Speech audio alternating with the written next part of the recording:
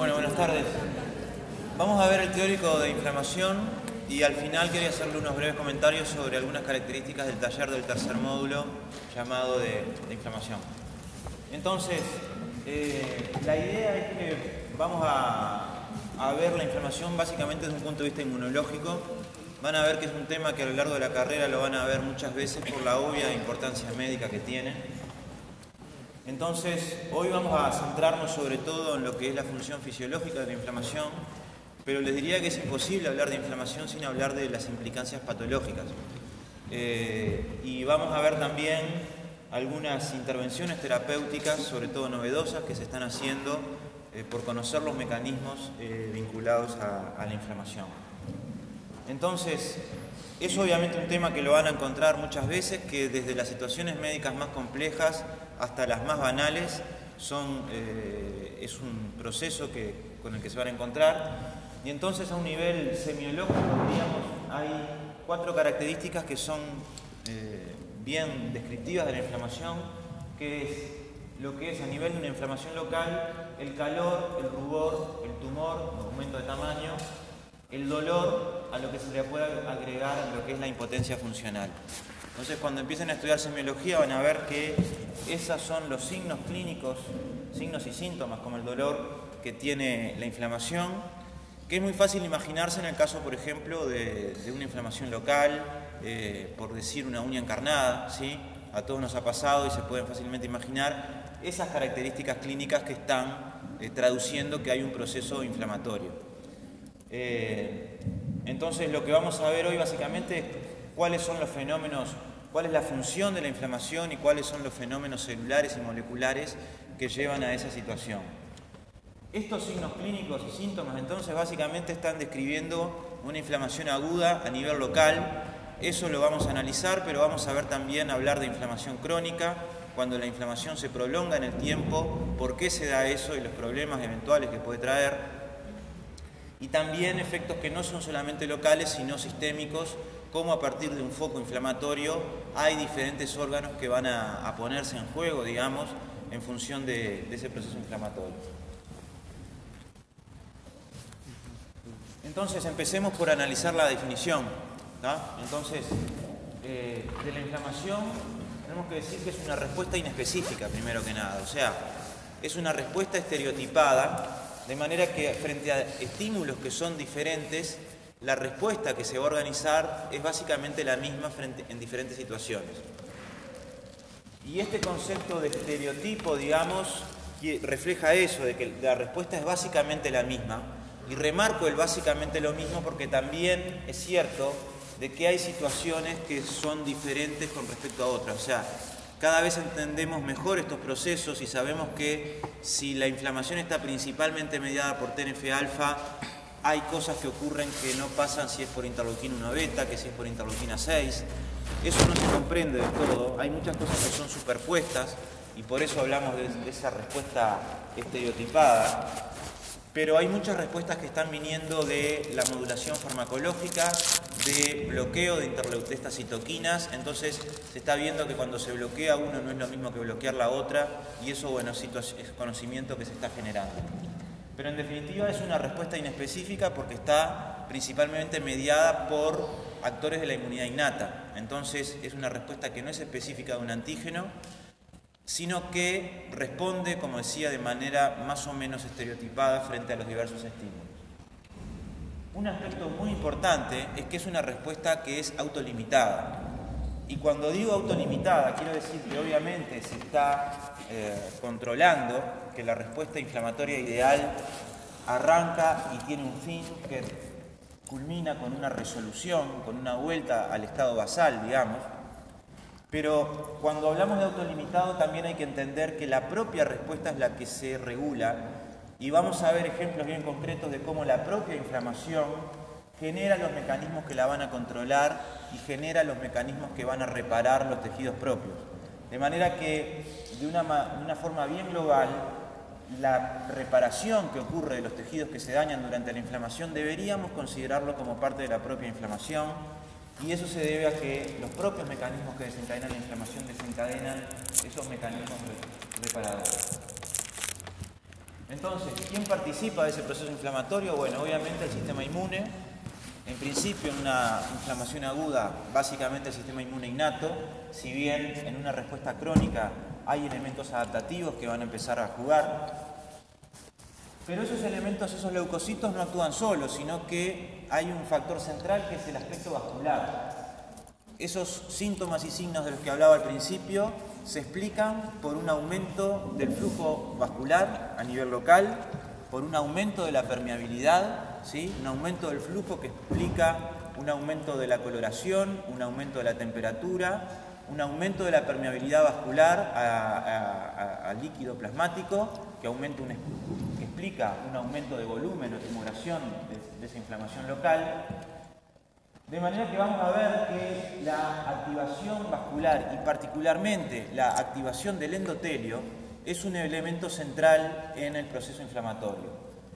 Sin activación endotelial no podría haber inflamación y vamos a ver entonces cómo se llega a la activación endotelial y cuáles son las consecuencias biológicas de esa activación endotelial.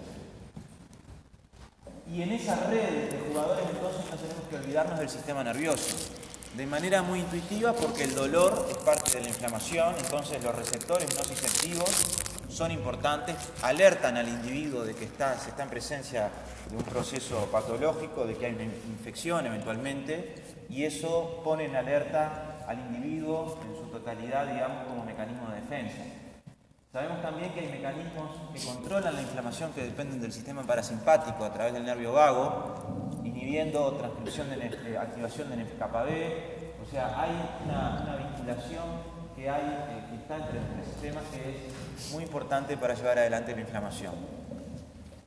Y esa respuesta inespecífica y autolimitada, en definitiva, es desencadenada por una agresión. Y esa agresión, diría, puede ser básicamente de dos tipos. Puede ser una infección y o el daño tisular.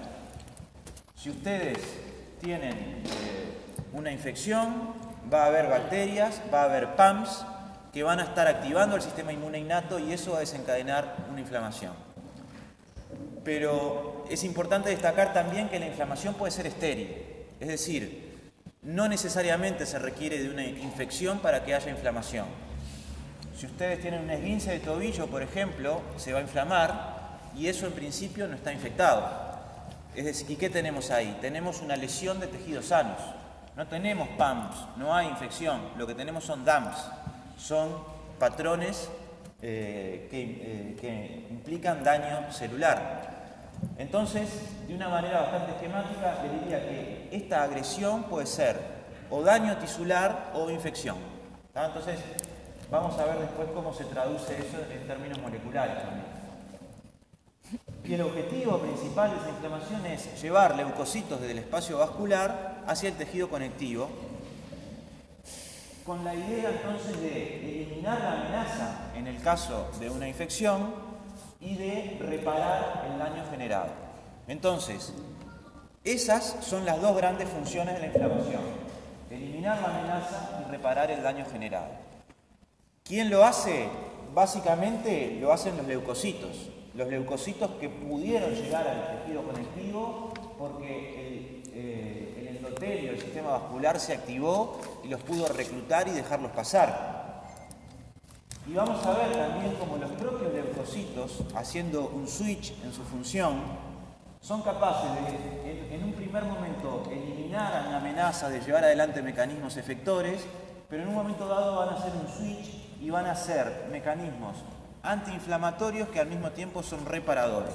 ¿Tá? Entonces, los propios leucocitos son en definitiva los mediadores principales de esa función, activados por mediadores bioquímicos de la inflamación que vamos a ir viendo, citoquinas, mediadores lipídicos, pero el leucocito que llegó al tejido conectivo es responsable de esas dos grandes funciones.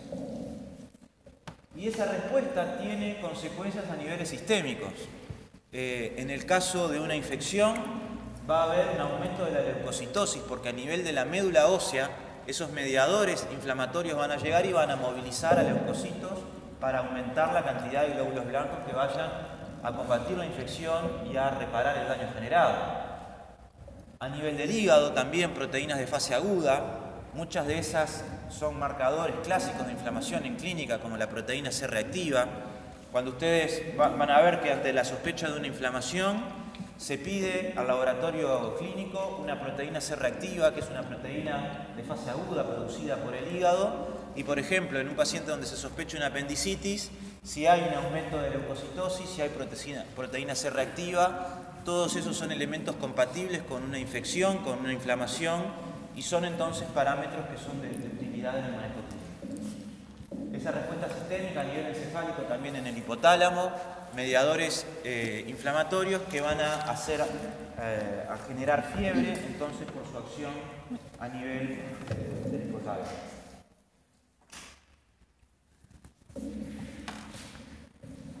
Disculpe, una pregunta. ¿Cuál sería la definición de infección? Porque ahora me quedé dudando.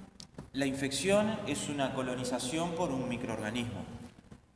¿Más allá del daño? ¿O por eso está como claro, confundida? O sea, si vos considerás la microbiota normal, o sea, nosotros convivimos con microorganismos, pero esos microorganismos no son patógenos, es decir, no nos generan enfermedad.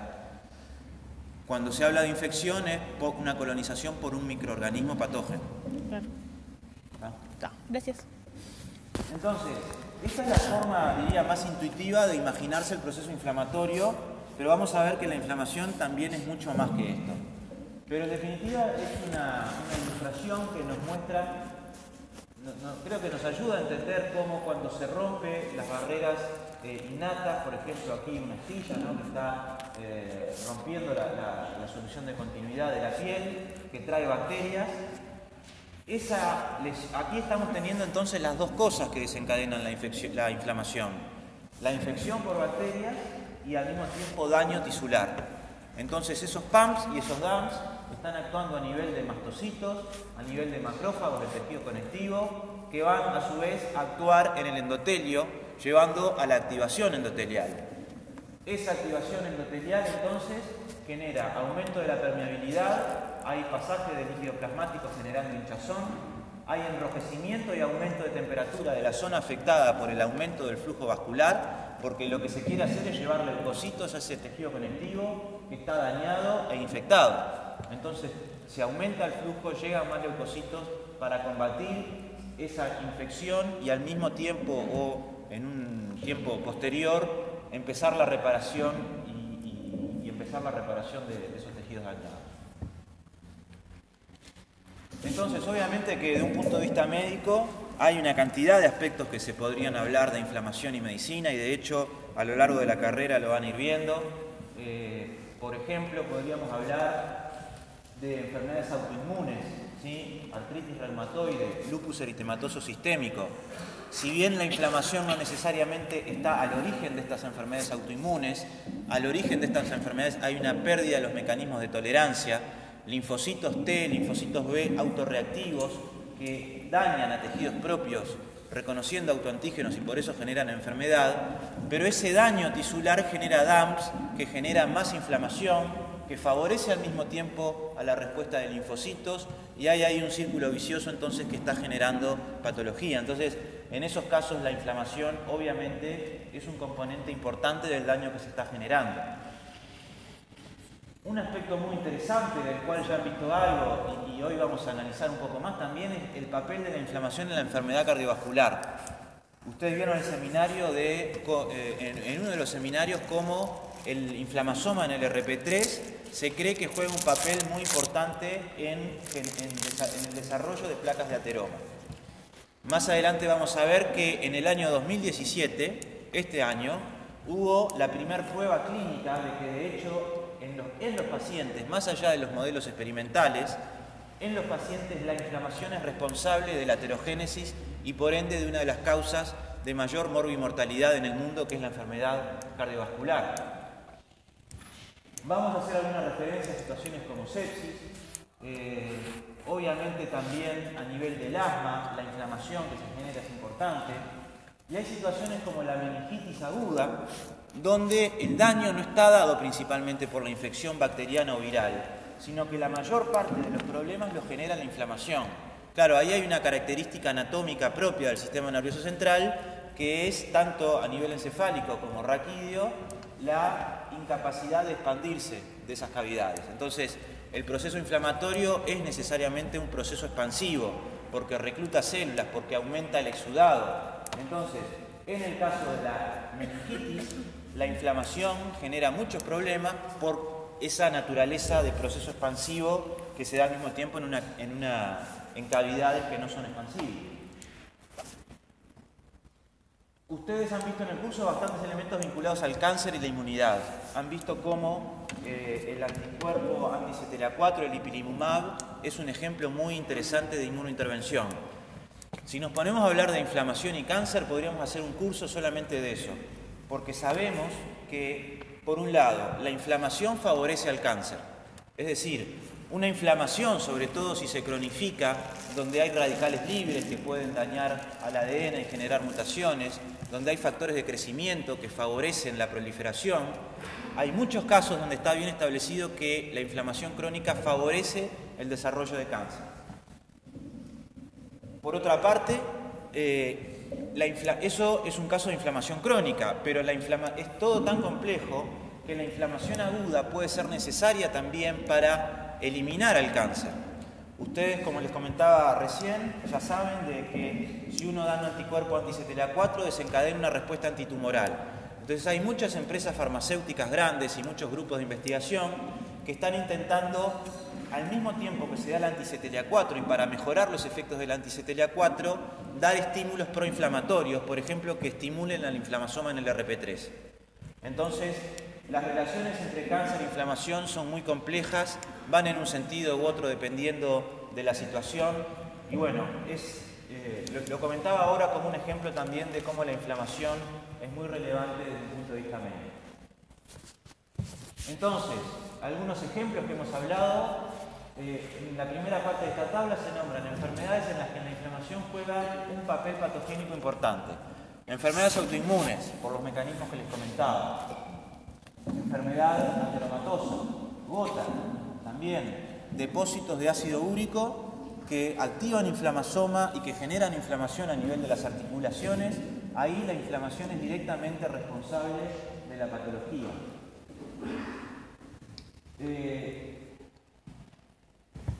También hay casos en que hay un origen infeccioso que desencadena inflamación como respuesta normal frente a esa infección, pero esa respuesta por diferentes razones puede llegar a terminar en patología. Por ejemplo, el ejemplo que les daba de la meningitis. Entonces, por las características anatómicas, en ese caso hay un origen infeccioso, una respuesta normal y deseable de la inflamación, pero que genera daño, y de hecho parte del tratamiento de la meningitis es dar antiinflamatorios esteroideos. Entonces es una situación compleja que ustedes pueden darse cuenta que es bastante contraintuitivo, ¿no? O sea, hay una infección y estamos dando un medicamento que impide la respuesta contra la infección. Bueno, ahí hay un equilibrio entre tratar de disminuir la infección dando al mismo tiempo antibióticos, si es una infección bacteriana, pero al mismo tiempo, en ese caso, es muy necesario bajar la inflamación para que no genere daño en el sistema nervioso central. Y otro ejemplo que le daba es el de la secuencia inflamación crónica a cáncer. Eso está muy bien establecido en las hepatitis virales, hepatitis B y C, que pueden dar hepatitis crónicas. Ahí hay una secuencia de inflamación crónica, cirrosis hepática, es decir, fibrosis a nivel del hígado, que puede llegar a una situación de hepatocarcinoma. Entonces, en ese caso, por mecanismos muy diferentes, en definitiva, la inflamación termina generando enfermedad. Y finalmente, también pueden surgir problemas en las etapas de reparación. Cuando se eliminó una amenaza, cuando hubo una inflamación y empieza a repararse ese tejido, empiezan a proliferar los fibroblastos, pueden surgir problemas, por ejemplo, por un exceso de producción de colágeno, por un exceso de proliferación de fibroblastos, y en ese caso estamos en lo que son las fibrosis pulmonares, fibrosis hepática, como es la cirrosis, que son una consecuencia de la inflamación y que también per se están generando enfermedades. Entonces, para ir entrando específicamente en lo que es la inflamación, analicemos lo que son las características básicas. Entonces, les decía, el objetivo central es enviar leucocitos al tejido conectivo, ¿sí? Entonces, para que ese reclutamiento de leucocitos se dé, el factor central es la activación del endotelio. ¿Está? Como les decía, si no hay activación endotelial, no va a ser posible el proceso inflamatorio. ¿Y qué es lo que permite la activación endotelial? Entre otras cosas, como lo vamos a ver más adelante, es el reclutamiento de leucocitos a ese tejido conectivo. Pero las poblaciones van a ser diferentes si la inflamación se da en un caso agudo o si se cronifica. Claramente en la inflamación agudo, el actor celular principal son los neutrófilos.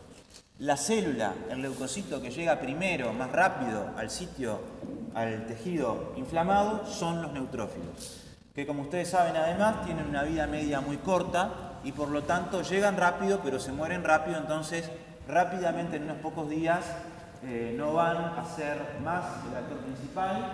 En ese caso, cuando la inflamación empieza a durar días, semanas, incluso meses, los macrófagos y monocitos son las células que van a ser preponderantes en esa inflamación crónica, también linfocitos, o sea que células mononucleares son los responsables de la inflamación crónica y células polimorfonucleares como los neutrófilos son responsables de la inflamación aguda. Y más adelante vamos a ver bases moleculares de cómo se da este diálogo entre el endotelio y estas células para explicar por qué son los neutrófilos los que llegan primero y por qué los macrófagos que llegan más tarde. Pero ¿cómo se desencadena la inflamación? Entonces aquí hay una lista de factores. Yo les diría que conceptualmente estos factores son o infecciosos, traducen o infección o daño tisular. Entonces las infecciones obviamente a través de los PAMs, ya sean bacterias, virus y parásitos, pero lo que tienen en común las otras situaciones es el daño tisular, la liberación de patrones de daño de los DAMPs, ya sea a través de una reacción inmunitaria, una reacción por ejemplo autoinmune que mata células sanas y que está liberando al espacio extracelular mediadores de daño, alarminas como el ATP, como interleuquina 1-alfa, cuerpos extraños que están también generando daño, necrosis tisular, agentes físicos o químicos, y aquí podemos pensar en situaciones muy variadas. Si ustedes, por ejemplo, se queman con un ácido, eso en principio no tiene un componente infeccioso, luego puede más tarde complicarse con una infección, una quemadura. Hay una generación de daño que va por sí sola a generar inflamación. O una alergia a un insecticida, por ejemplo, yo qué sé. ¿Alergia a algo? Una alergia también. La alergia es un caso donde hay un antígeno que está generando. Sí, el caso de la alergia es un poco particular. Es más bien, lo van a ver en inmunopatología cuando vean las reacciones de hipersensibilidad. O sea, la alergia es como una respuesta exagerada que lleva a una situación patológica. La inflamación está intrincada en eso, o sea, al origen de la alergia hay un factor que no es dañino, un alergeno que genera una respuesta exagerada. Parte de esa respuesta exagerada es inflamación. O sea, claramente en el asma, por ejemplo, hay una respuesta de tipo TH2 que se desencadena por un alergeno ambiental que no sería peligroso, pero que genera un exceso de respuesta TH2, y esa respuesta TH2 desencadena inflamación y eso, bueno, obstruye las vías aéreas y genera problemas. Pero entonces, conceptualmente, lo que desencadena inflamación es o daño o infección, y esto lo podemos recordar aquí también a lo que nombraba al principio, a lo que son las funciones de la inflamación, es eliminar el daño y reparar el tejido dañado.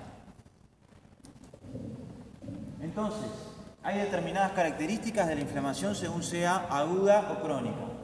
Ya les había, bueno, obviamente la inflamación aguda se da de horas a días, mientras que la crónica se da cuando esto se prolonga a nivel de semanas o meses.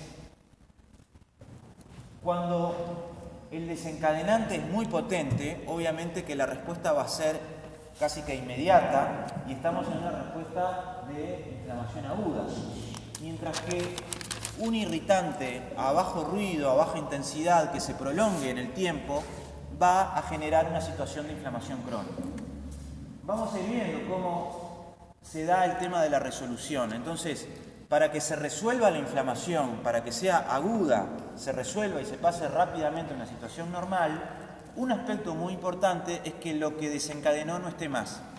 Entonces, si hay una infección bacteriana que se empieza a eliminar porque van los macrófagos, los neutrófilos, y eliminan esos PAMPs, esa falta de estímulo es importante para que se haga ese switch y los mecanismos activos de regulación empiecen a operar. Ahora, si el irritante está permanentemente estimulando, por ejemplo, cristales de colesterol, porque hay un aumento de los niveles de colesterol en un paciente que se cristalizan, que son reconocidos por macrófagos y que permanentemente están generando inflamación, esa inflamación difícilmente se resuelva rápidamente y tiene muchas chances de pasar una etapa de cronicidad, y al pasar una etapa de cronicidad tiene muchas chances de generar patología. Entonces, la naturaleza del estímulo es muy importante en determinar que la inflamación pueda resolverse y quede en una inflamación aguda o vaya a una situación de cronicidad. Los cambios vasculares son necesarios en las etapas, tanto en las etapas agudas como crónicas, pero es cierto que van a ser más intensos, más espectaculares en una inflamación aguda que en una inflamación crónica, donde va a ser todo como más apagado, pero persistente en el tiempo. Eso es cierto también a nivel de los cambios vasculares. Ya hablamos de las diferencias de los contenidos celulares, los polimorfos nucleares a nivel agudo y las células mononucleares a nivel crónico. Una exudación profusa, y eso no va a ser necesariamente cierto a nivel agudo y no va a ser necesariamente cierto a nivel crónico. Y el estímulo crónico a bajo ruido va a ser más probablemente lleve a una proliferación de tejido conectivo aberrante que pueda dar esos problemas de fibrosis que les nombraba al principio. Difícilmente un estímulo muy fuerte que se resuelva agudamente, eso termina en una situación de fibrosis. Es más bien una situación que se prolonga en el tiempo, donde el sistema inmune pierde de alguna manera los reperes, es más difícil regularlo porque está teniendo constantemente una estimulación, entonces no sabe cuánto tiene que frenarlo, no sabe cuánto tiene que repararlo, entonces hay una reparación todo el tiempo, y esa reparación puede llegar a ser excesivo y generar problemas de fibrosis por aumento de proliferación de tejido de fibroblastos y producción de colágeno.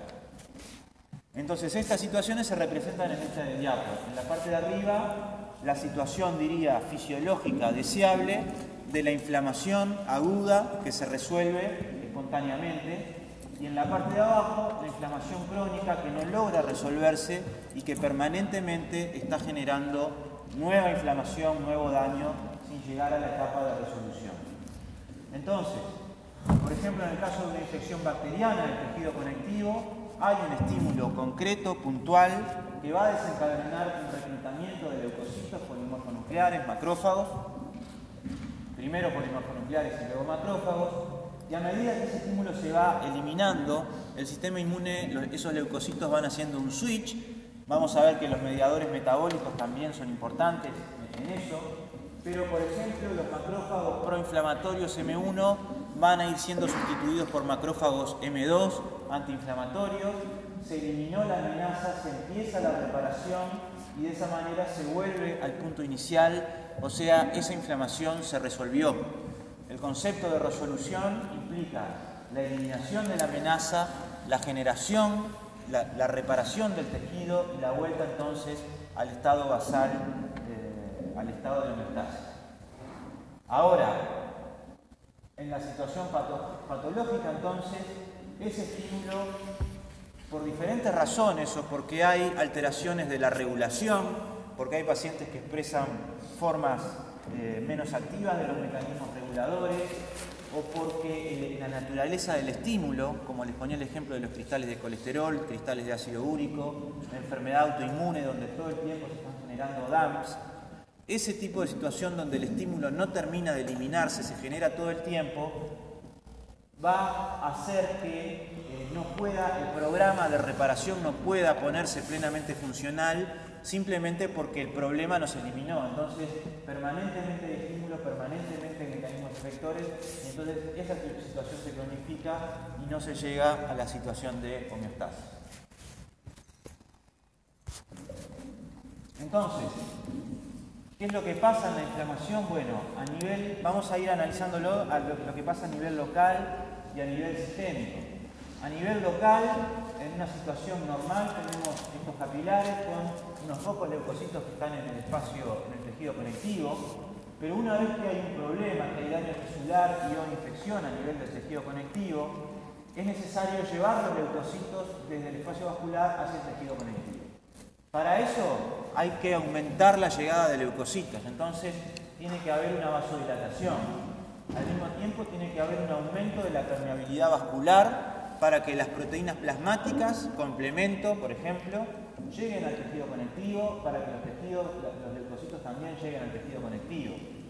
Al mismo tiempo, esos leucocitos hay que atraerlos a través de procesos quimiotácticos y tienen que ser activados in situ.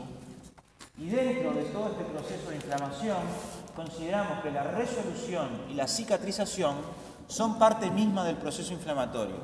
¿Por qué? Porque no puede haber reparación sin inflamación y al mismo tiempo porque la reparación es parte de las funciones de la inflamación.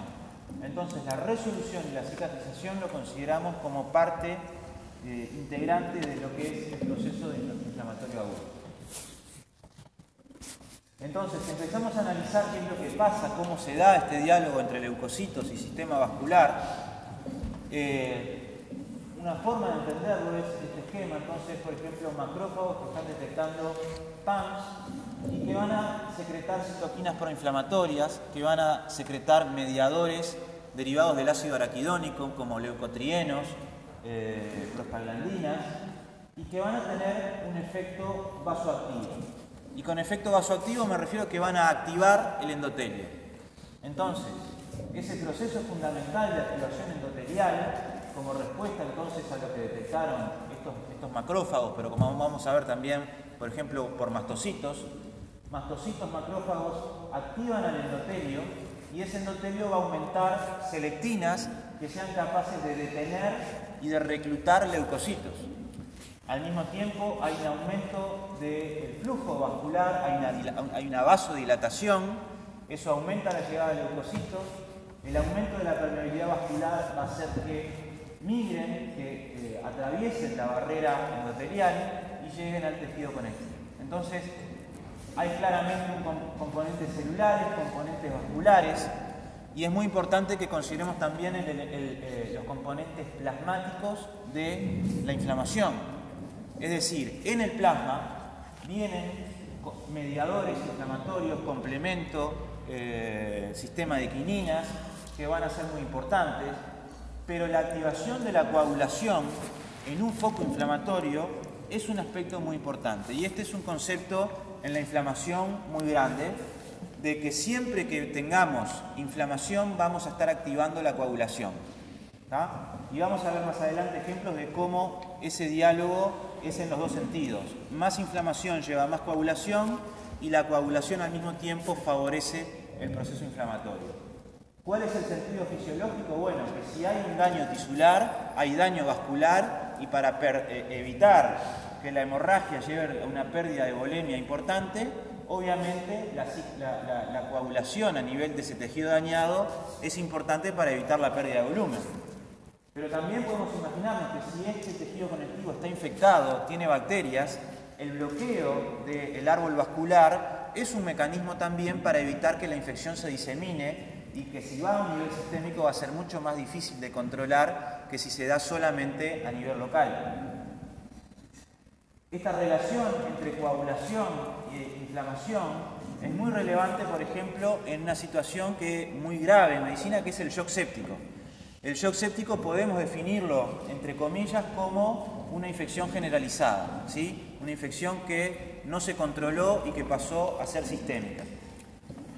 Si somos un poco más finos, el shock séptico lo podemos definir como una insuficiencia circulatoria periférica originada por una infección.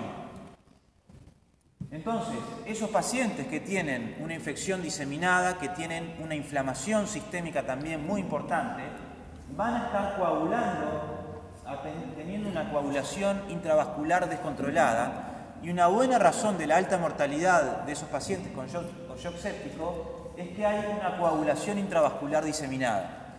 Entonces, esa inflamación sistémica lleva a una coagulación sistémica, a esa coagulación intravascular diseminada, y eso explica en buena medida la alta mortalidad que tiene ese cuadro tan complejo que es la sepsis o shock séptico. Entonces, esos mediadores químicos de la inflamación pueden venir por el plasma, a través de complementos, sistemas de quinina, sistemas de coagulación, o pueden ser mediadores bioquímicos que son producidos por células, básicamente macrófagos, mastocitos, células dendríticas, basófilos, y hay diferentes mediadores con diferentes naturalezas químicas.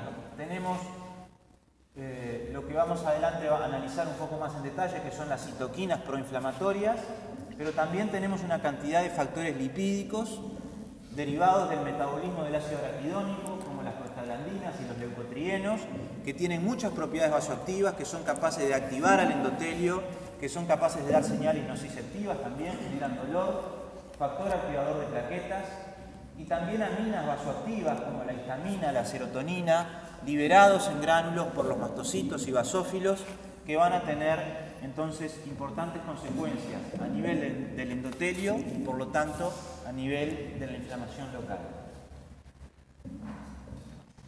Entonces, analizando lo que le pasa al mastocito, encontramos de alguna manera lo que es la inflamación, es decir, del lado aferente, o sea, ¿qué estimula a un mastocito a que se desgranule y libere histamina y serotonina, pero también factores lipídicos? Y bueno, vamos a encontrar PAMs, DAMs, citoquinas proinflamatorias, y en situaciones más específicas, por ejemplo, como en el caso de alergias, inmunoglobulina E, anafilotoxinas que están degranulando al mastocito. Y del lado eferente, la consecuencia es regular al sistema vascular, activar al endotelio, vasodilatando y aumentando la permeabilidad vascular. Estos mastocitos tienen una situación en el tejido conectivo estratégica, están ubicados cerca de los vasos, de manera que se cree que es uno de los mecanismos que más rápidamente se desencadenan cuando se comienza la inflamación. Entonces, por estar cerca de los vasos hace que estos factores que tienen una difusión limitada también actúan cerca de los vasos y van a llevar a la vasodilatación y el aumento de la permeabilidad vascular. Y como ven en este esquema también hay factores físicos como el frío, calor, que son capaces de granular a los mastocitos, y hay situaciones clínicas como el síndrome de Raynaud, donde la exposición al frío de esos pacientes genera unos fenómenos vasculares muy intensos que puede llegar a la necrosis en dedos. Entonces, no es el único, pero uno de los mecanismos que explica eso es que estímulos físicos directamente pueden actuar a nivel de la degranulación de mastocitos. En lo que tiene que ver con los factores plasmáticos, el complemento, ustedes ya saben que a través de las diferentes vías de activación se va a activar a la C3 convertasa, que se va a ir a mecanismos efectores como el complejo de ataque de la membrana con C5 a C9, pero la activación del complemento implica también la generación de fragmentos del complemento que son muy activos desde el punto de vista de la inflamación.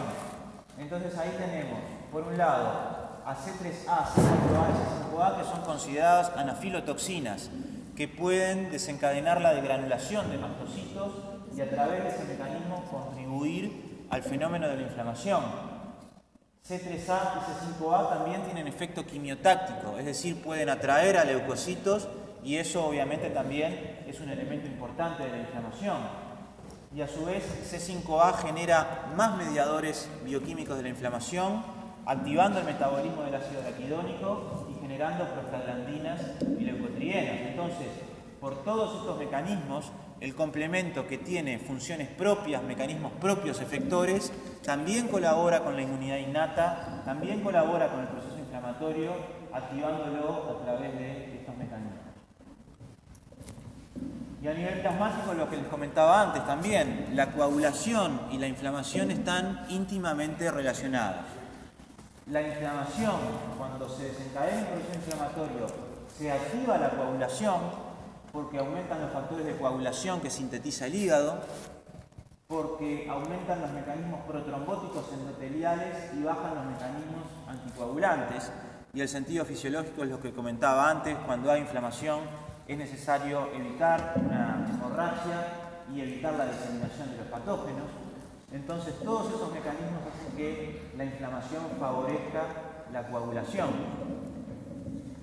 Entonces, por ejemplo, en pacientes con cáncer, donde hay una situación de inflamación crónica, entre otros mecanismos, eso está explicando que haya un riesgo trombótico aumentado. Entonces, la inflamación crónica de esos pacientes lleva a un riesgo trombótico mayor.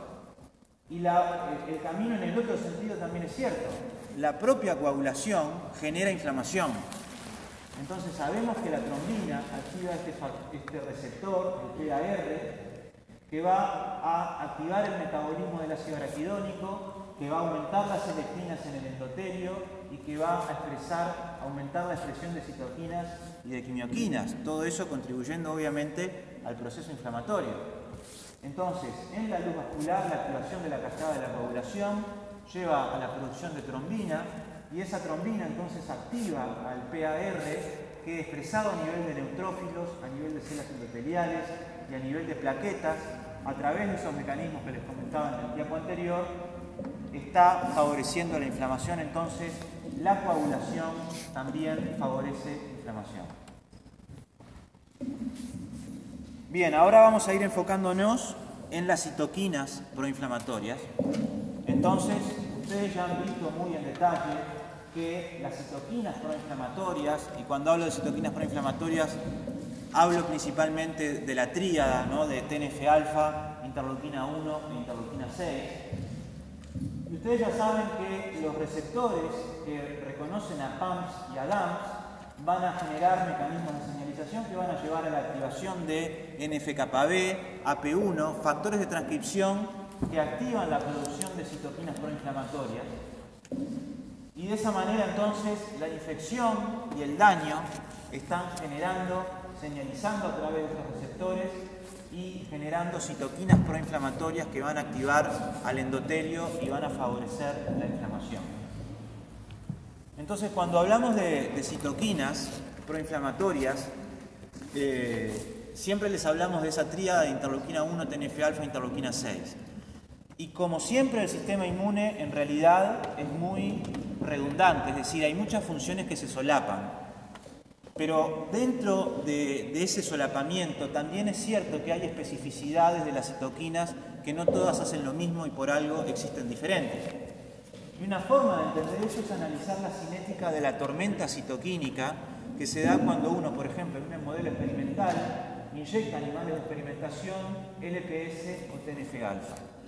Cuando uno inyecta eso a un animal, hay una tormenta citoquínica que se da de una manera relativamente ordenada y diría jerárquica. No es cualquiera en cualquier momento. Si bien esto difícilmente sea cierto en todas las situaciones, pero es un patrón que se reproduce bastante, y es que el TNF-alfa es una citoquina que está como en la jerarquía, tiene un rol principal porque es capaz de desencadenar a todas las otras. Ustedes ven aquí también que la inyección de TNF-alfa puede desencadenar toda esta tormenta.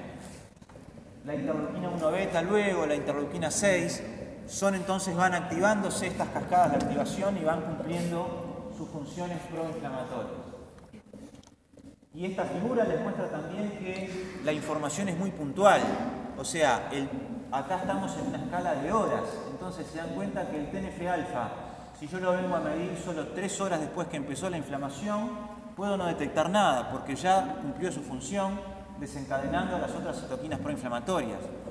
Entonces, eso muestra la potencia que tienen estas citoquinas también de actuar en un periodo muy breve de tiempo, pero las consecuencias biológicas que tienen son muy importantes.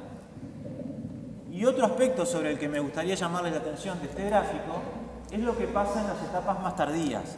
Que digo más tardías porque vienen al final, pero en términos relativos es muy rápido también, pero aparece son de los últimos en aparecer.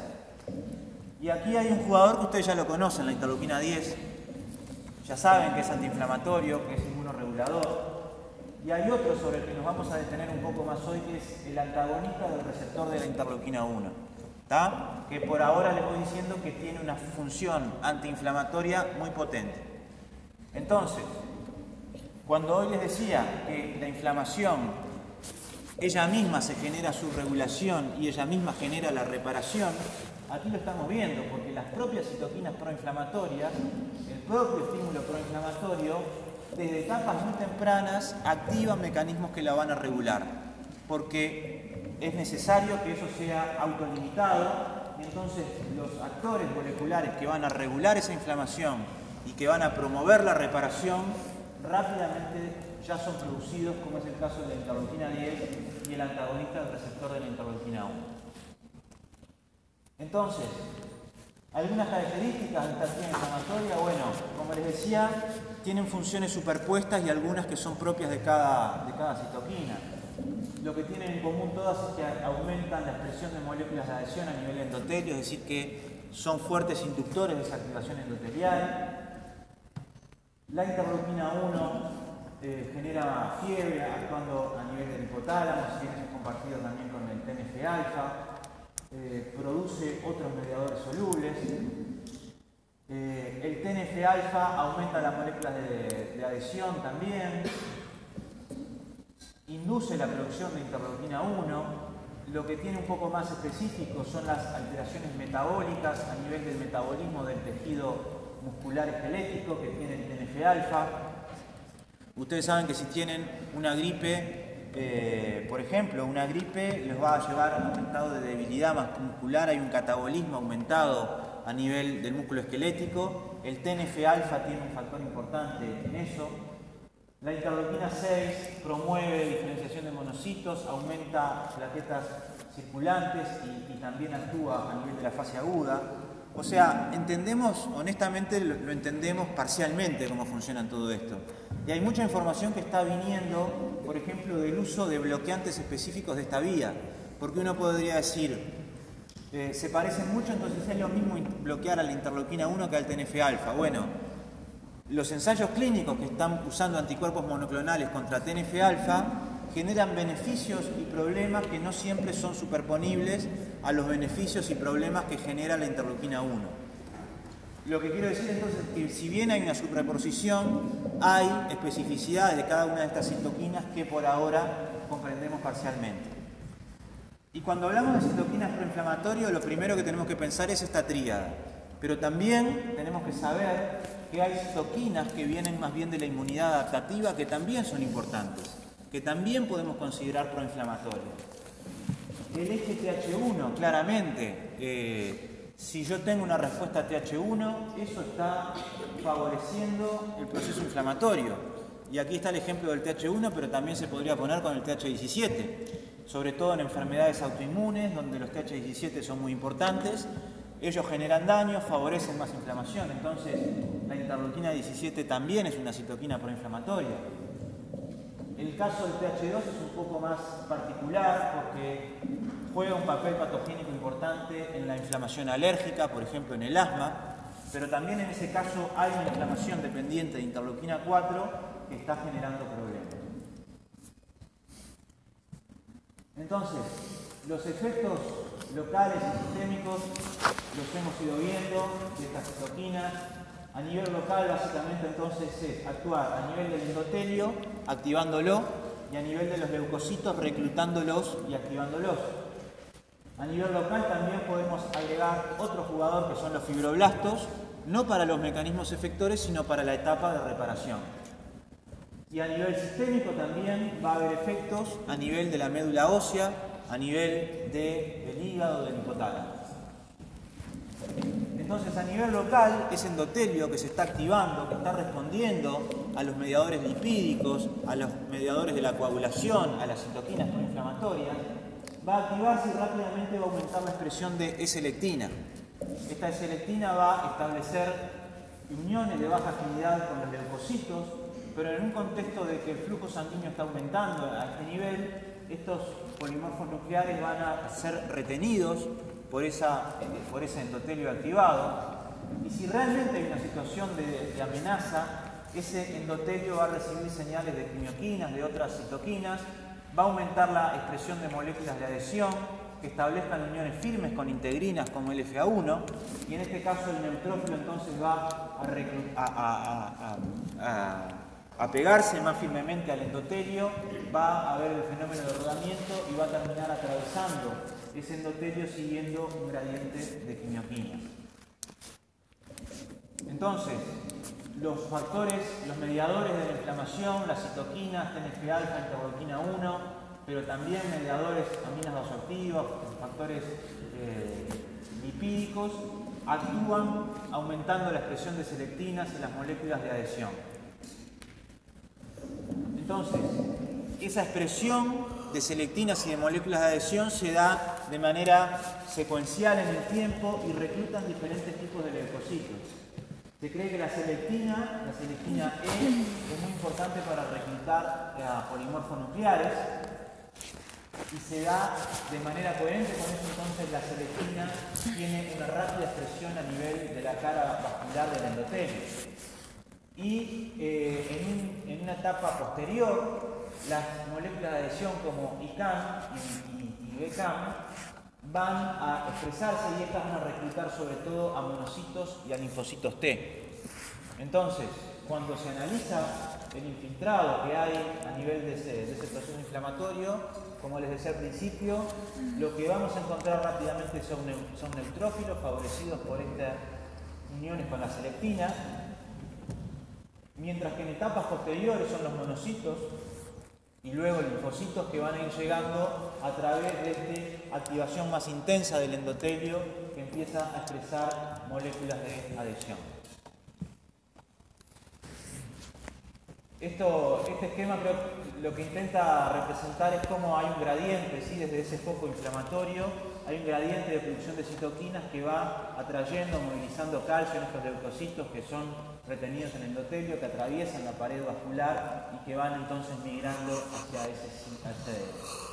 hacia ese foco inflamatorio. Esto es un poco lo que veíamos entonces en lo que tiene que ver con las citoquinas, los efectos inflamatorios a nivel sistémico. A nivel del hígado, lo que es la producción de proteínas de fase aguda, ¿sí? Proteínas que tienen como función activar al complemento, actuar como opsonizadores. Un ejemplo de eso es la proteína C reactiva.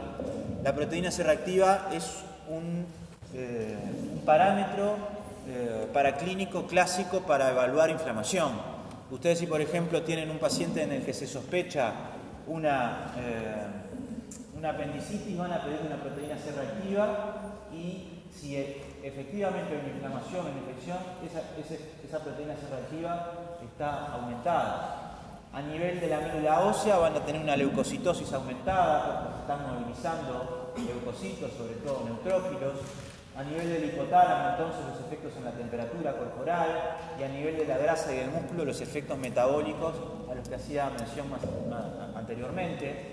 Y de un punto de vista regional también no nos olvidemos del ganglio linfático drenante, porque esta inflamación quiere activar al sistema inmune adaptativo a través de las células dendríticas, y entonces una consecuencia regional de la inflamación también es la migración de células dendríticas que lleven esa información al sistema inmune adaptativo.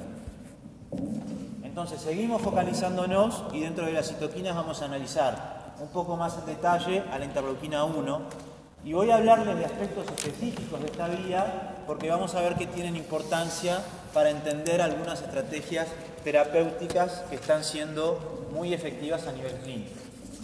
Entonces, cuando hablamos de la interleuquina 1, en definitiva estamos hablando de la familia de la interleuquina 1. Y acá hay diferentes actores. Tenemos a la interleuquina 1 alfa y la interleuquina 1 beta. Dos proteínas codificadas por dos genes diferentes. Uno puede pensar que porque son alfa y beta son algo parecido, son isoformas. No, son proteínas diferentes que tienen en común que actúan sobre el mismo receptor. No hay un receptor para interleuquina alfa y otro para interleuquina 1 beta. Es el mismo receptor que es capaz de de activarse por la misma citoquina. Este receptor entonces, que es heterodimérico, que tiene una cadena interleuquina 1, receptor 1 y otro que es la cadena RAP. Esas dos cadenas entonces forman el receptor de la interleuquina 1 y que puede entonces reconocer ya sea o a la interleuquina 1 alfa o a la interleuquina 1 beta. Otro factor, otro miembro de la familia de la interleuquina 1 es este jugador que ya les había nombrado anteriormente, que es el antagonista del receptor de la interleuquina 1.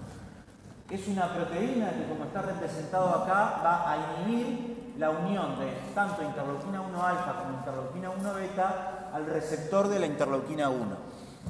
En definitiva, es un mecanismo fisiológico de control. Las células, los leucocitos que producen interleuquina 1, al mismo tiempo producen un antagonista de su receptor. Puede parecer paradojal, ¿no? Porque si se libera interleuquina 1 es porque se quiere que se actúe, pero es tan peligrosa la interleuquina 1 que existen múltiples mecanismos de control para modular su acción. Uno de ellos es el antagonista del receptor de la interleuquina 1. Otros miembros de la familia de interleuquina 1 son la interleuquina 18 y la interleuquina 33, que forman parte de esta familia. Ustedes ya vieron cuando analizaron en la inmunidad innata el inflamasoma, que el inflamasoma es capaz de cribar a través de la activación de caspasa 1 a la interleuquina 1 beta y a la interleuquina 18 para dar la forma activa de estas citoquinas. Allí hay otro punto de control. Regulando la activación del inflamasoma se puede regular la liberación de estas citoquinas, o sea, varios mecanismos de control porque son potencialmente muy peligrosos. Y cuando hablamos de interleuquina 1, hoy lo estamos viendo en un contexto de la inflamación. Pero la familia de la interleuquina 1 no tenemos que olvidarnos que es un fuerte regulador también de la inmunidad adaptativa. Entonces, para estudiar las cosas siempre las dividimos, ¿no? Inmunidad innata, inmunidad adaptativa, y muchas veces nos encontramos con que hay límites y vamos a ver ejemplos más adelante de esto. O sea, la interleuquina 1 no podemos considerarla solo como proinflamatorio en el sentido de activar la inmunidad innata. Al mismo tiempo, la familia de la interleuquina 1 regula la inmunidad adaptativa. Entonces sabemos que la interleuquina 1 beta es un factor muy importante para diferenciar a los linfocitos helper en TH17. Si una CD4 virgen reconoce a su antígeno en un contexto donde hay interleuquina 1 beta, junto con TGF beta, con interleuquina 6, pero con un papel muy importante de la interleuquina 1 beta, su diferenciación va a ser hacia células TH17. Otros miembros de la familia de interleuquina 1 tienen otras funciones, por ejemplo, la interleuquina 33 a través del receptor ST2 es muy importante para diferenciar hacia TH2 y esta interleuquina es muy importante en la homeostasis del tejido adiposo. La inmunidad tipo 2, las células innatas linfoides de tipo 2, los TH2, los macrófagos de tipo 2 son muy importantes para la homeostasis del tejido adiposo. En ese campo, la interleuquina 33 induciendo TH2 es muy importante. Y en el caso de los TH1 es la interleuquina 18, la que dentro de la familia de la interleuquina 1 se especializa en diferenciar interleuquina, la vía TH1. Entonces, vamos a analizar más adelante cómo esto tiene consecuencias de cómo al mismo tiempo que hay inflamación inducida por interleuquina 1, también estamos impactando a nivel de la inmunidad adaptativa. No voy a detenerme mucho hoy en inflamasoma porque ya lo vieron en la inmunidad innata, ya lo vieron en los seminarios. Simplemente recordarles que es una plataforma citosólica multiproteica que converge en la activación de caspasa 1 para dar la forma activa de la interleuquina 1 beta y de la interleuquina 18. En definitiva, es otro punto de control que tiene a nivel celular múltiples mecanismos que controlan muy finamente la activación de la caspasa 1. Eso ya lo han ido viendo entonces, pero hay otros mecanismos también vinculados a la interleuquina 1 que están vinculados a la regulación. Esta es la señalización normal del receptor de interleuquina 1, las dos cadenas, la R1 y la RAP, entonces que cuando reconocen ya sea la interleuquina 1 alfa o a la interleuquina 1 beta, van a señalizar y a llevar adelante los procesos proinflamatorios. Ahora, hay variantes de estos receptores, por ejemplo, formas solubles que se liberan al medio extracelular, van a unirse a la interleuquina 1 y van a impedir que llegue hasta el receptor. Es un mecanismo entonces de regulación negativa. Hay variantes del receptor, cadenas como la cadena R2, que no tiene una cola citoplasmática y que por lo tanto no son capaces de señalizar. Entonces son diferentes mecanismos reguladores de la interleuquina 1. ¿Quién va a expresar estos mecanismos reguladores? Y bueno, claramente las células que producen mucha interleuquina 1, como macrófagos o células dendríticas. Porque esas células que lo están produciendo podrían tener un efecto autócrino de la interleuquina 1, están expuestos a concentraciones muy altas de la interleuquina 1 y necesitan entonces defenderse de esa concentración tan alta. Imagínense que la interleuquina 1 tiene un efecto endocrino, que es capaz de ir al hipotálamo a generar fiebre. Entonces, una concentración muy pequeña es capaz de tener un efecto biológico. Entonces, la célula que la está produciendo precisa defenderse de esa alta concentración de interleuquina 1 a través de estos mecanismos.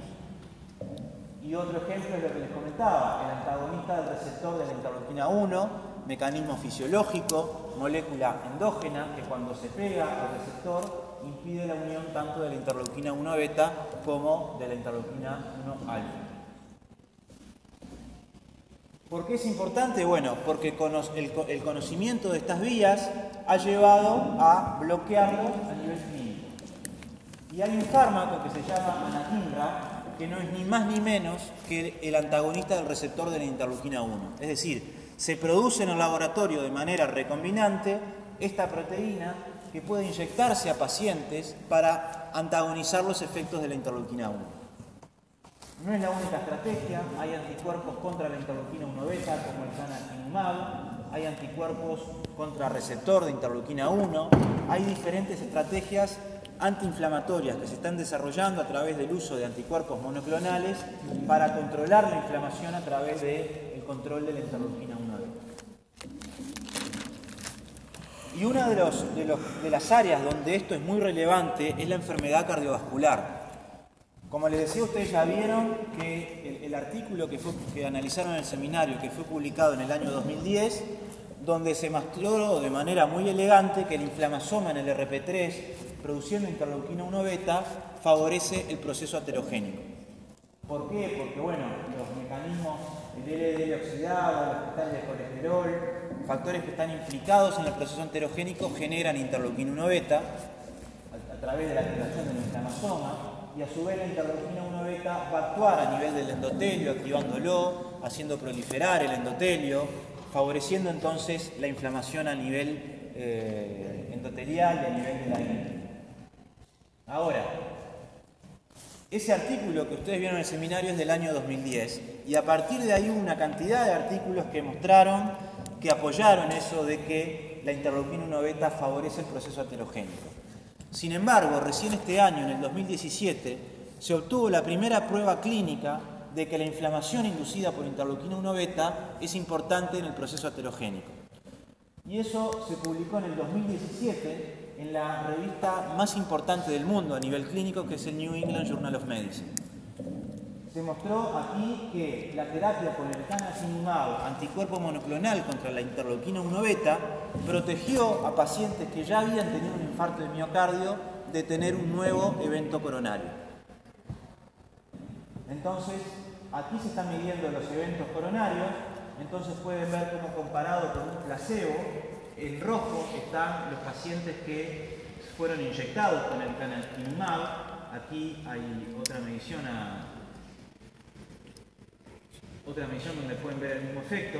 Entonces ven que los pacientes en la línea roja están protegidos de los fenómenos coronarios en comparación con el grupo placebo. Entonces, como les decía, primera prueba clínica, más allá de los modelos experimentales, primera prueba en pacientes de que antagonizando la interleuquina 1 beta se puede controlar a la aterosclerosis. Ahora, por supuesto que es un dato muy importante, por eso que decía que es la primera prueba clínica, pero obviamente que todavía hay mucho camino por recorrer. Y ese camino a recorrer lo dividiría en dos aspectos. Por un lado, el efecto. Ustedes ven que este efecto es estadísticamente significativo, pero de alguna manera es bastante modesto, ¿sí? No es una situación de todo o nada, que si se le bloquea la interleuquina 1 beta no hay más nada. Probablemente la interleuquina 1 beta no sea el único factor, el único mediador inflamatorio que favorezca la aterogénesis. Entonces, controlando solo a la interleuquina 1 beta probablemente no se pueda tener el mejor efecto. Y los autores en este trabajo discuten también que quizás si uno le viene a pegar más arriba a la vía, por ejemplo, inhibiendo el inflamasoma, el objetivo, el efecto que se obtenga probablemente sea mejor. Eso es a nivel del efecto, pero si uno lo analiza del punto de vista de los efectos secundarios, si bien estos pacientes se les protegió del punto de vista de su enfermedad cardiovascular, también es cierto que hubo más muertes infecciosas. Lo cual parece lógico, ¿no? Si yo bloqueo un mecanismo fisiológico de inflamación, estoy quitando armas al sistema inmune de defenderse de las enfermedades infecciosas. Entonces, ahí está toda la complejidad, cómo poder racionalizar esa intervención de manera de tener el mejor efecto al tiempo de estar disminuyendo efectos secundarios que son esperables de alguna manera por estar disminuyendo mecanismos fisiológicos. Esa modulación de la interleuquina 1 beta es lo más novedoso y es muy impactante de un punto de vista cuantitativo porque la morbimortalidad mundial, la enfermedad cardiovascular, es la principal causa.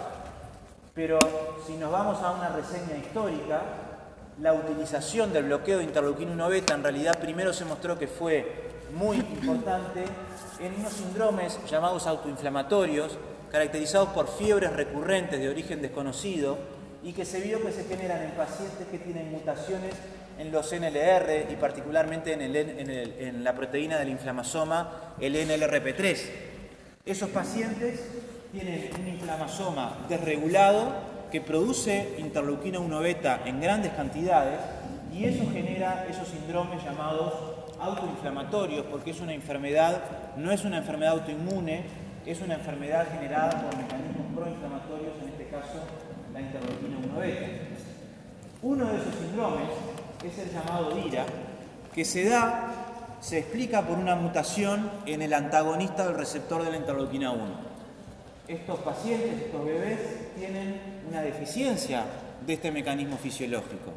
¿Cuál es la consecuencia? Tienen un exceso de interleuquina 1 beta y tienen una inflamación a nivel cutáneo, tienen fiebre recurrente y eso se controla completamente cuando se le inyecta la anakinra, cuando se inyecta el antagonista del receptor de la interleuquina 1.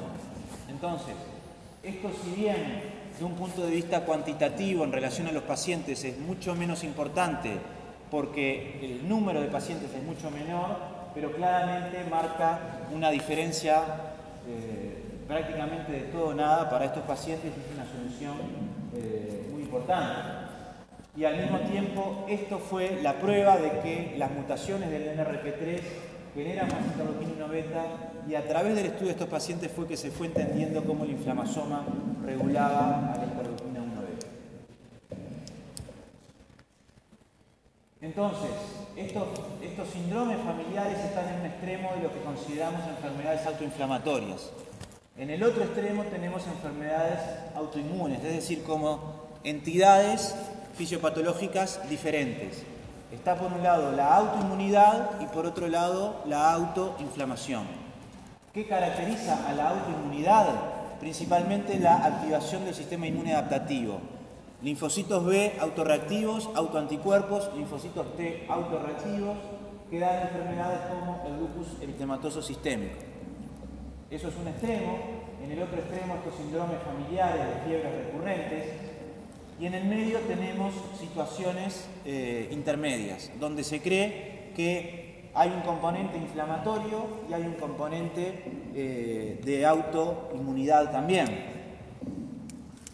Entonces, las enfermedades autoinflamatorias se caracterizan entonces por una activación patológica y una respuesta inmune innata, en ausencia de autoanticuerpos o células T, y esa desregulación se da en una inmunidad innata, probablemente por estímulos endógenos en un proceso inflamatorio estéril.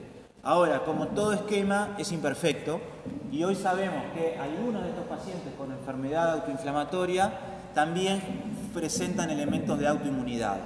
Es decir, este gris que está en el medio es claramente cierto. Si bien es cierto que hay situaciones donde solo inmunidad innata y situaciones donde solo inmunidad adaptativa, es muy esperable que el gris esté actuando. Entonces, aquí retomo lo que les comentaba sobre la familia de la interleuquina 1, con todas sus propiedades proinflamatorias, con toda su capacidad de regular los mecanismos innatos.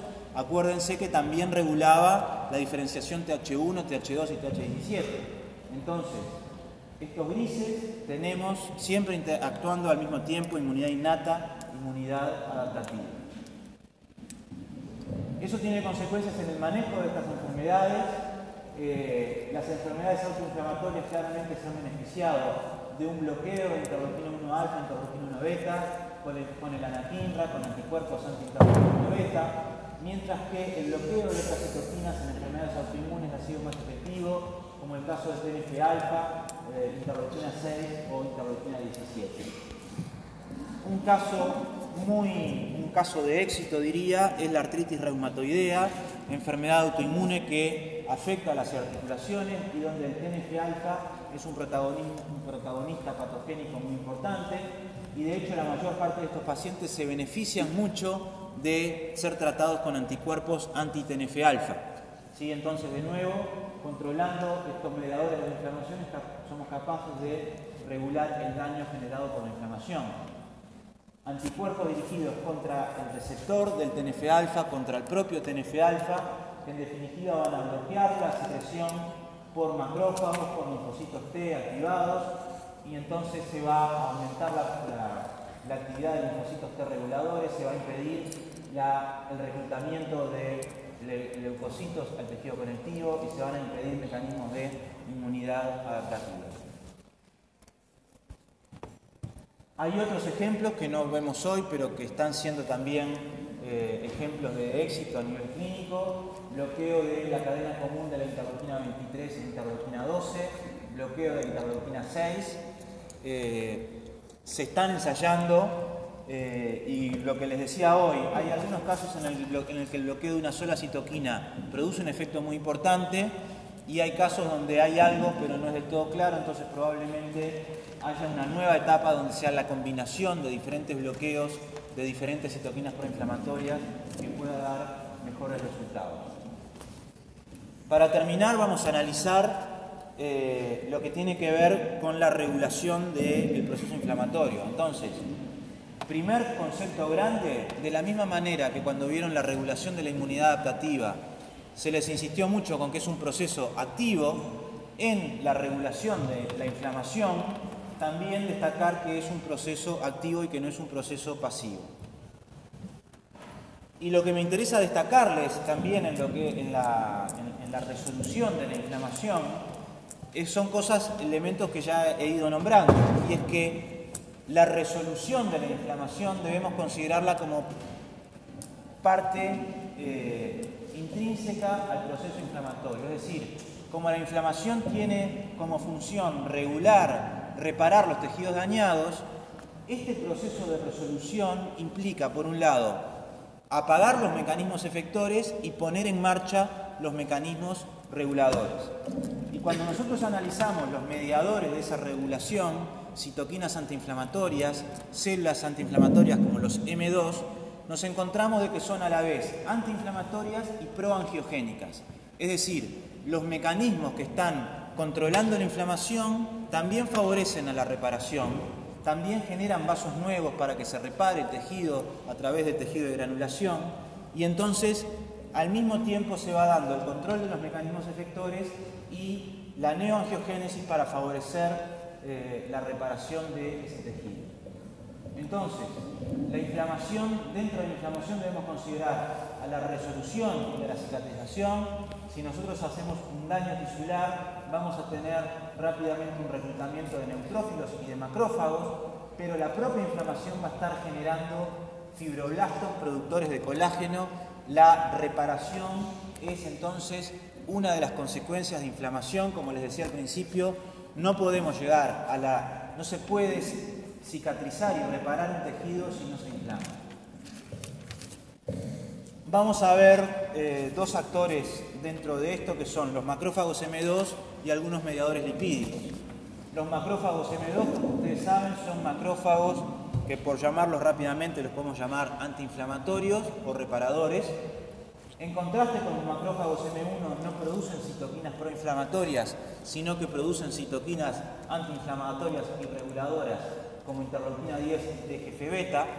Es decir, que por una parte van a actuar apagando los mecanismos efectores inflamatorios, y en coherencia con lo que les decía anteriormente, este mecanismo regulador y resolutivo también va a estar al mismo tiempo activando mecanismos cicatrizales y reparadores.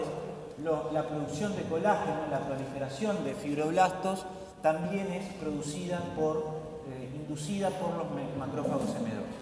Entonces hay un momento en el proceso inflamatorio agudo donde se da ese switch.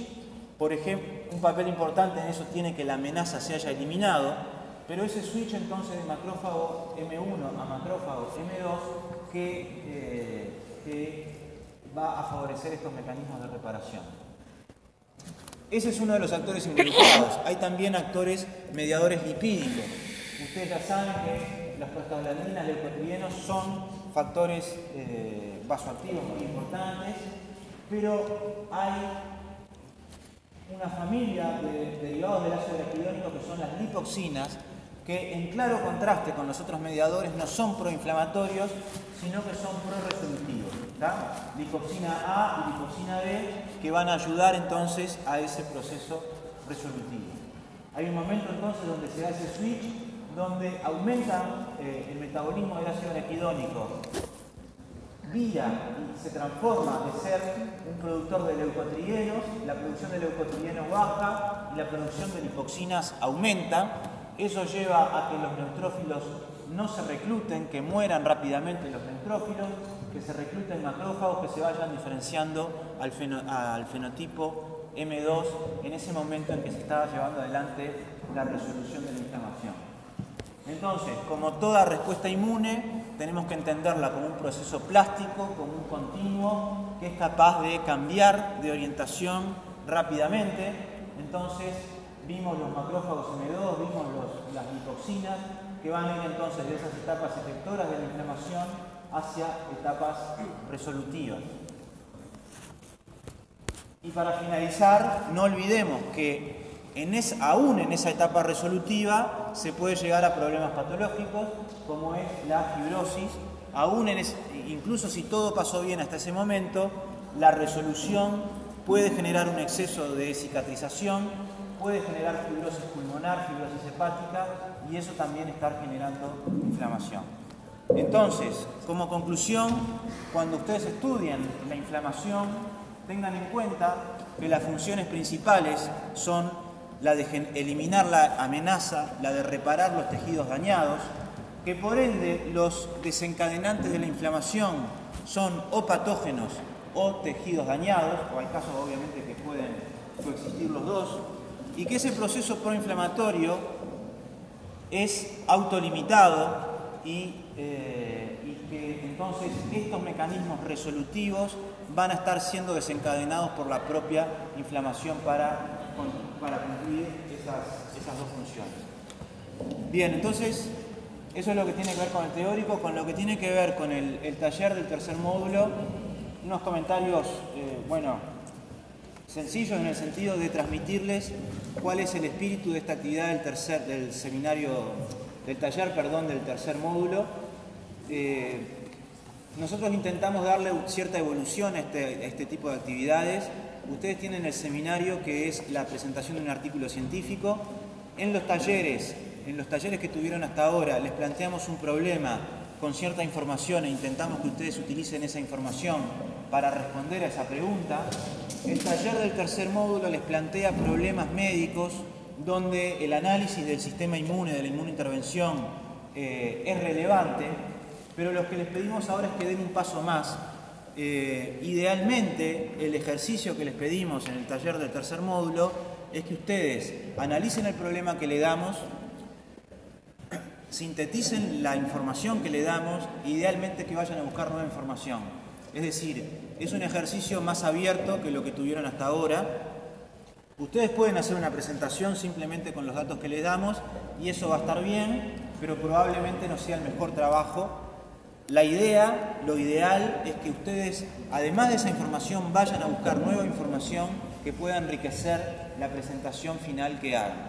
Para eso, obviamente, van a contar con la ayuda de los tutores en la actividad de tutoría, pero transmitirles que es muy importante que ustedes vayan a esa tutoría con parte del trabajo hecho. Si ustedes van a esa tutoría a ver qué pasa, probablemente no puedan avanzar mucho. Sin embargo, si ya analizaron el material que les dimos y van con nuevas preguntas y con ideas de nuevo material que puedan generar y en eso los ayuden y los guíen los tutores, ahí probablemente el trabajo sea lo mejor que puedan hacer. ¿Tá? Van a poder inscribirse en los próximos días a través del EVA al seminario, al taller del tercer módulo. ¿Tá? Muchas gracias.